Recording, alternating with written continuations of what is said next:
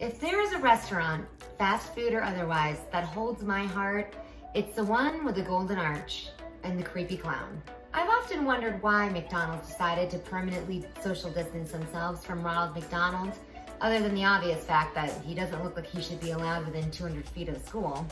Turns out, that poor man was given the axe back in 2016 when clowns started terrorizing people. Remember that? God, you really know you're in a bad year when you want to return to a time when clowns were chasing people down in the street. Anyway, I found a copycat recipe for what I believe is the greatest burger of all time, the Big Mac. And don't even try me, you In-N-Out fans, because you can't even compare the two. Does your burger have a museum dedicated to it? I don't think so. The Big Mac made its grand debut in 1967, and 550 million of them are consumed annually in over 100 countries. Now, I do occasionally enjoy the nostalgia of eating a Big Mac in the actual restaurant. It takes me back to when we grew up having birthday parties there. Remember how great that was? It is a miracle we didn't contract hepatitis from that ball pit though. As much as I love getting a Big Mac straight from the source, we're in the middle of barbecuing season. So why not make the best burger in the world for your guests? Let's get started and take a look at our ingredients, shall we?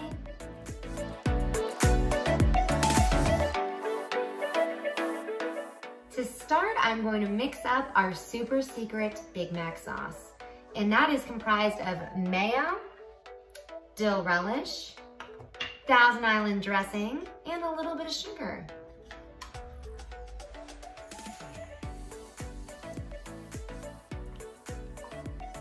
Here's our now not so secret sauce. And we're gonna let all these flavors get to know each other. If you wanna do this an hour before you eat, great. If you wanna make this a day before, even better. Here we have our buns. Now for this one, I'm using a bottom piece as the center. Once you get to a point where you just have a few extra tops, you can just shave off the top and use that as a centerpiece. So we're going to butter the inside pieces and both sides of the middle piece. And we're gonna slap that on the griddle once we start cooking our patties. I seasoned my ground beef with some salt and pepper, and I'm gonna form these into large, thin patties to go on the griddle, because you know they're gonna shrink down.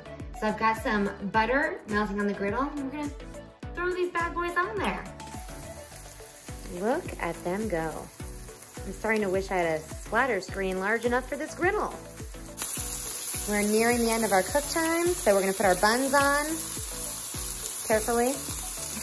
Our burgers are done cooking, so I'm going to let them rest for a couple minutes so that all the juice stays within the burger. And then I'm gonna slap some good old-fashioned Kraft singles on top so it gets nice and melty. Each layer gets one of our patties, some pickles, some minced onion, some lettuce, and the pièce de résistance, our secret sauce. Here is our finished product. And yes, it is about a mile high, a little different from when you get in the restaurant. And I'm going to spare you all from watching me take a bite of it because I'm going to look like a monster. I just took a very unglamorous bite and this is incredible. You are all gonna be so happy.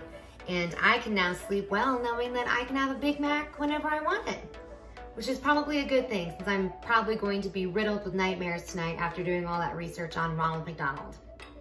The recipe information for this bad boy is in the video description, and while you're over there, please subscribe to my channel and watch the rest of my videos. Have a great night.